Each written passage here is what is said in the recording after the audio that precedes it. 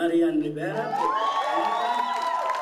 Isa si Kapuso Primetime Queen Marian Rivera sa itinanghal na Best Actress sa Cinemalaya Independent Film Festival 2024 para sa kanyang pagganap bilang si Teacher Emmy sa pelikulang Balota na official entry ng GMA Pictures at GMA Entertainment Group. Katay ni Marian for Best Actress si Gabby Padilla para sa pelikulang Conobacio. Si Marian, emosyonal na tinanggap ang kanyang Balanghay Trophy. Sa lahat po ng bumubuo ng Cinemalaya, marami pong salamat sa inyo.